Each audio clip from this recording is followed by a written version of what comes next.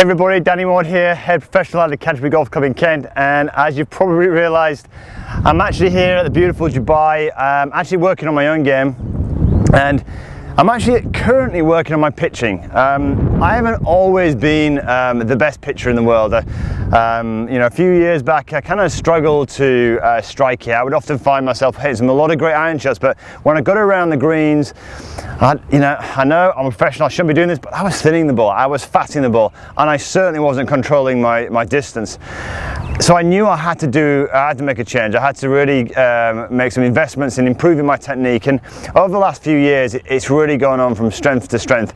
And what I'd like to do today is if you struggle with your chipping, in terms of your striking, your ability to judge distance consistently, then I really hope this video is going to really benefit you, because it's what I'm going to show you today I've worked on now for probably 3 years, and it has had a massive impact on the consistency that I hit my chips and my pitch shots. So without further ado, let's get started and let me show you really what I've been doing, and it is pretty basic.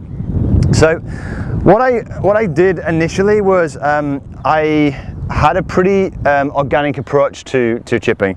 I would step up to the ball, I would choose my maybe 50-60 degree wedge or my pitching wedge, and I'd just stand there and I'd play a few pitches, and what I find was I managed to get some of it working some of the time, and then I'd get a few dodgy shots, and then the good shots would come back in, and I didn't really have a clue why there was so much inconsistency in my game.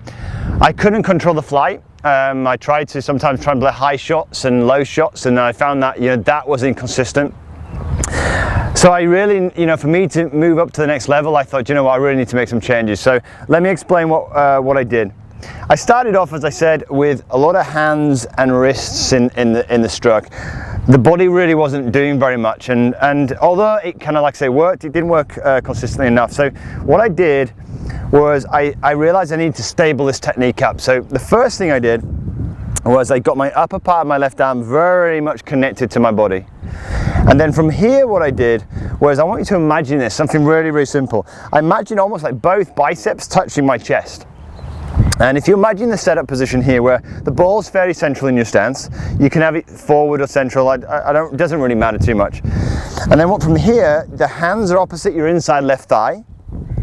And I want you to imagine that this is the kind of the impact that you kind of want when you're pitching. So upper left bicep connected to left chest, upper right bicep connected to right chest, and then what we're going to try and do here is we're going to try to move the body backwards and forwards, so when we come through, you'll notice here that my upper chest, or right bicep should I say, is connected to my chest, and my left bicep is still connected to my chest. So the position here, if I show you this from this angle, when I'm turning through here, you'll notice that this is pretty much where I started at address.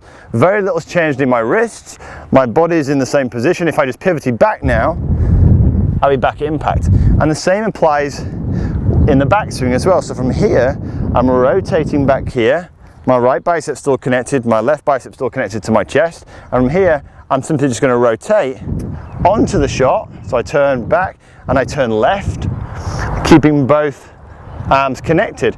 So I'll show you from both angles. So from behind, it kind of looks simple like this. So we'll simply keep it connected, rotate right, rotate left, and then from the side angle, or front angle should I say, kind of looks like this.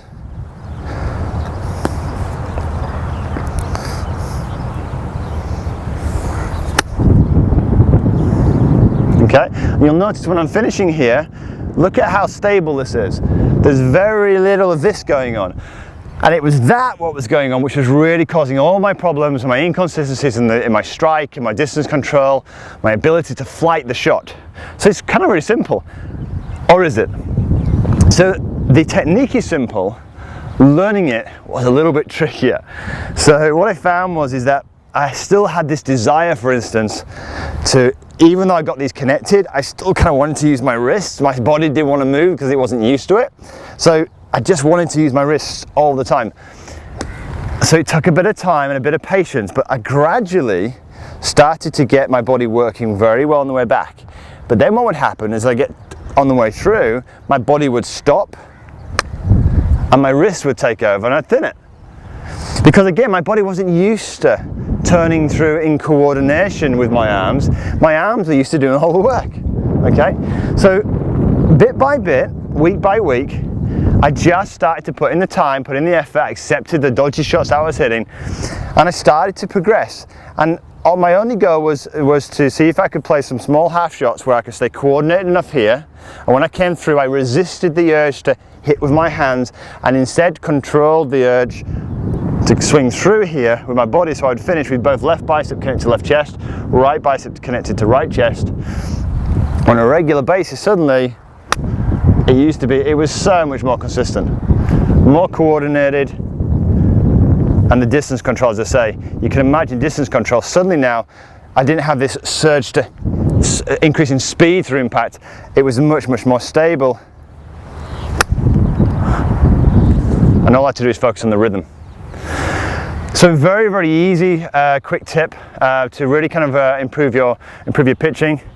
Upper bicep, left bicep connected to left chest, right bicep connected to right chest. Keep it connected.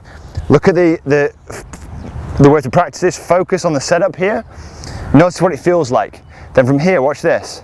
Rotate to your right, to here, and when you're coming through, rotate through, and see if you can basically manage to keep everything connected here. Great to pause at the end of your swing, so you can check whether you flicked it with your wrist here. Show you from this angle here. Again, great to pause at the end of your swing because you'll see if you've actually flicked your wrist a little bit. There you can see the hands have come into it. So, okay, you start again. Back here, rotate through. Notice right bicep, left bicep, all connected. Very, very simple. And it was a great way for me to improve my overall consistency. Hope you really enjoyed this video. As with all my videos, please, if you've got any questions or you'd like me to produce any training over the next coming weeks, do leave them in the comments box below or drop me an email or come and visit my website, dannymaude.com, and I'll be more than happy to help. Have a great golfing week. Hi, it's Danny. Did you like this video? If you did, there's two things you could do right now. One is subscribe to my channel and receive this content on a weekly basis. The second thing you could do is you could head on over to my website right here and receive my weekly newsletter. In that newsletter, we have various different advice in PDF format. You can access my podcast. In fact, many, many things that you cannot access on this channel. Head on over to it here. Until next week, have a great golfing week.